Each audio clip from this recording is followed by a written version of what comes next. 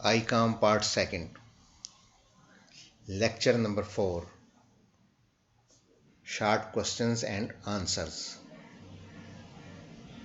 This video is presented by Fakhar TV. Subscribe करें और bell icon को दबाएं ताकि न्यू लेक्चर्स की आपको इंफॉर्मेशंस जो हैं वो बर वक्त मिल सकें। बिस्मिल्लाहिर्रहमानिर्रहीम। हर काम जो है वो अल्लाह ताला के पाक नाम से शुरू करना चाहिए, उसमें बरकत होती है। Save yourself from COVID-19. These are some tricks, methods, ways to protect yourself from COVID-19. अपने आप को बचाएं, अपने घर वालों को बचाएं और एहतियात सबसे बेहतर इलाज है।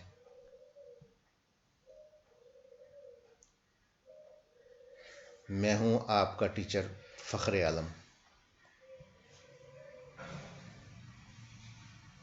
आज हम चैप्टर नंबर 1 के मुख्तसर सवालात और जवाबात का एक जायज़ा ले रहे हैं। ये मैंने कुछ सवालात सिलेक्ट किए हैं जिनको I think these are the some important questions in view of examination and should be learned by the every student. तो ये हर बच्चे को याद होने चाहिए। पहला सवाल हमारा क्या है? लफ्ज़ जुग़राफ़िया का मफ़हूम बयान करें। लफ्ज़ जुग़राफ़िया यानी जोग्राफ़ी यूनानी ज़बान के दो अल्फाज जियो और ग्राफ़ी से मिलकर बना है। यूनानी ज़बान में जियो का मतलब ज़मीन और ग्राफ़ी का मतलब है बयान या मुतालिया या इल्म। इस तरह जुग़राफ़िया का मतलब ज़मीन का मुतालिया है। ये हमारा फ़िज़िकल जोग्राफ़ी की तारीफ़ है। मतलब इल्म जुग़राफ़िया की तारीफ़ बयान करें। तो इसका जवाब है कि माहिर मज़मून रिज़ल ने जुग़राफ़िया की दर्ज झैल तारीफ़ बयान की है। जुग़राफ़िया इल्म की वो शाख है जो रूए ज़मीन के मुख्तलिफ़ क़द व ख़ाल का इंसानी माहौल के हवाला से मुतालिया करती है। यानी ज़मीन में क्या कुछ मौजूद है, ज़मीन किस तरीके से बनी है, उसकी हैयत क्या है, उसमें क्या क्या चीज़ें हैं, और इंसान के हवाले से, ज़ाहिर सी बात है ज़मीन इंसान के लिए बनाई गई है, तो इंसान के हवाले से ही हम उसकी स्टडी करेंगे कि इंसान किस तरीके से इन कुदरती असबाब से फ़ायदा उठा सकता है। क्वेश्चन नंबर 3 है हमारा, इल्म जुग़राफ़िया की दो बड़ी शाखों के नाम लिखें। तो इल्म जुग़राफ़िया को बुनियादी तौर पर दरअसल दो शाखों में तकसीम किया जा सकता है, तबई जुग़राफ़िया और इंसानी जुग़राफ़िया। तबई जुग़राफ़िया ज़मीन की साख्त से मुतल्लिक़ और इंसानी जुग़राफ़िया इंसानों के रहने सहने से मुतल्लिक़ कि कहाँ कहाँ अफराद जो हैं वो रहते हैं, क्या उनका ख़द व ख़ाल है। तो ये सारा काम जो है वो हमारा इंसानी जुग़राफ़िया से मुतल्लिक़ है। क्वेश्चन नंबर 4, तबई जुग़राफ़िया की तारीफ़ करें। तबई जुग़राफ़िया इल्म जुग़राफ़िया की ऐसी शाख है जिसमें इंसान के तबई ख़द व ख़ाल, समंदर और जंगलात का मुतालिया किया जाता है। तो तबई जुग़राफ़िया ऐसे अशिया से मुतल्लिक़ है जो कि टेंजिबल हैं, जिनको छुआ जा सकता है, जिनको हम एक जगह से दूसरी जगह या उनको अपनी ज़रूरियात के मुताबिक चेंज कर सकते हैं, इस्तेमाल में ला सकते हैं। वो अशिया जो हैं वो तबई जुग़राफ़िया में शामिल हैं। क्वेश्चन नंबर 5 जो मज़मून हमारा है उसी से मुतल्लिक़ है कि माशी और तिजारती जुग़राफ़िया की तारीफ़ बयान करें। मशहूर जुग़राफ़ियादान जे रसल ने माशी और तिजारती जुग़राफ़िया की तारीफ़ ऐसे बयान की है कि माशी जुग़राफ़िया इल्म जुग़राफ़िया की वो शाख है जिसमें इंसान के माशी मशागिल की तशरीह और तज्ज़िया किया जाता है। यानी इंसान के माशी मशागिल कौन से हैं? इकनॉमिक एक्टिविटीज़, जिससे دولت کا حصول ہو، دولت پیدا کرنے کے مشاغل، ایکٹیویٹیز، اور وہ ان کی آگے تشریحات، ان کی اقسام بیان کرنا، ان کو کیسے حاصل کیا جائے گا، ان کا تجزیہ کرنا، یہ سارا کام جو ہے معاشی جغرافیہ میں بیان کیا جاتا ہے۔ کوشچن نمبر 6، کامرس کے طلباء کے لیے معاشی و تجارتی جغرافیہ کی اہمیت بیان کریں۔ معاشی اور تجارتی جغرافیہ کی اہمیت دیکھیں، اگر کامرس کا علم ہم اگر حاصل کر رہے ہیں تو ہمیں لازمی طور پر اکنامک جغرافی کا علم جو ہے وہ حاصل ہونا چاہیے۔ تو جواب ہمارا کیا بنا کہ معاشی و تجارتی جغرافیہ کے مطالعہ سے کامرس کے طلباء مختلف علاقوں میں خام مال کی فراہمی، ذرائع نقل و حمل، منڈیوں تک رسائی اور مزدوروں کی دستیابی وغیرہ کے متعلق اہم معلومات حاصل کر کے بہتر تاجر، صنعت کار اور بینکار ثابت ہو سکتے ہیں۔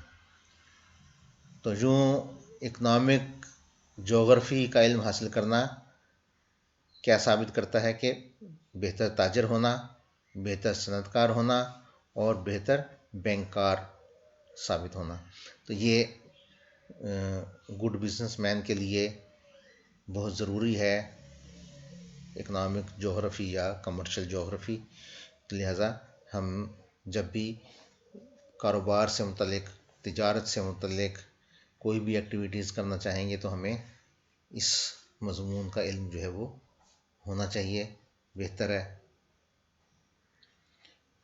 کوشچن نمبر 7، انسانی معاشی سرگرمیوں کی تعریف بیان کریں۔ انسانی معاشی سرگرمیوں کی درج ذیل تعریف بیان کی جا سکتی ہے: ایسی سرگرمیاں جن کا تعلق اہم پیداوار، کھپت اور اشیاء کے تبادلہ سے ہو، انسانی معاشی سرگرمیاں کہلاتی ہیں۔ یعنی پروڈکشن آف گڈس، کھپت مینز کنزمپشن، صارفین جو اس اشیاء کو صرف کر لیتے ہیں، استعمال کر لیتے ہیں، اور اشیاء کا تبادلہ۔ اشیاء کا تبادلہ کیا کہلاتا ہے؟ ہم نے کامرس میں پڑھا تھا کہ transfer of goods, exchange of goods means تجارت۔ تو تجارت، پروڈکشن، کنزمپشن اور ٹریڈ سے متعلق جو بھی انسانی معاشی سرگرمیاں ہوں گی وہ ہماری اکنامک ایکٹیویٹیز کہلائیں گی۔ کوشچن نمبر 8 ہمارا، انسانی معاشی سرگرمیوں کی اقسام بیان کریں۔ انسانی معاشی سرگرمیوں کو درج ذیل 5 اقسام میں تقسیم کیا جا سکتا ہے۔ ابتدائی معاشی سرگرمی، پرائمری اکنامک ایکٹیویٹی، جس میں ہم نے پڑھا تھا کہ خام مال کی پیداوار اور غذائی ضروریات کی بنیادی اشیاء کو پیدا کرنا ابتدائی معاشی سرگرمی میں شامل ہے۔ سیکنڈ ہمارے پاس ثانوی معاشی سرگرمی، سیکنڈری معاشی سرگرمی، اس کو ہم انگلش میں کہیں گے کہ سیکنڈری معاشی سرگرمی۔ ایسی سرگرمیاں جو کہ صنعت کی پیداوار سے متعلق ہوں، جس میں صنعتی ایکٹیویٹیز شامل ہو جاتی ہیں۔ تو صنعت کی پیداوار سے متعلق ہوں، مثلا فرنیچر تیار کرنا، کپاس سے دھاگا تیار کرنا اور دھاگا سے پھر کپڑا بنانا، یہ سارے اس قسم کے جو پروسیجرز ہیں وہ سارے ہماری سیکنڈری ایکٹیویٹیز میں شامل ہیں۔ تیسرے نمبر پر ثلاثی معاشی سرگرمی، that is called territory economic activities. ایسی معاشی سرگرمیاں جس میں لوگ اپنی خدمات سرکاری ملازم یا نجی کاروبار کے لیے پیش کرتے ہیں، یہ ثلاثی معاشی سرگرمیاں کہلاتی ہیں۔ یہ لوور مینجمنٹ سے متعلق افراد، کلیریکل سٹاف یا اس قسم کی سپرڈنٹ وغیرہ، اس قسم کی جو ایکٹیویٹیز ہیں وہ ہماری ثانوی معاشی سرگرمی کہلاتی ہے، اور یہ پنک کالر جابرز کہلاتے ہیں۔ نمبر 4 پر ہماری اربعی معاشی سرگرمی، کانٹینری اکنامک ایکٹیویٹیز، اربعی چوتھی، معاشی سرگرمی جن کا تعلق مخصوص قسم کی ماہرانہ اور ہنرمند قابلیت سے ہوتا ہے، مثلا ڈاکٹرز، ٹیچرز، بیوروکریٹس، یہ افراد جو ہیں وہ عربی معاشی سرگرمی سے متعلق ہیں، اور these are called job collar workers, white collar workers کہلاتے ہیں۔ نمبر 5 پہ ہماری خمسوی معاشی سرگرمی۔ خمسوی معاشی سرگرمی سے مراد ایسی سرگرمی جو کہ 5ویں نمبر پہ آتی ہے، کوائنری اکنامک ایکٹیویٹیز کہلاتی ہیں۔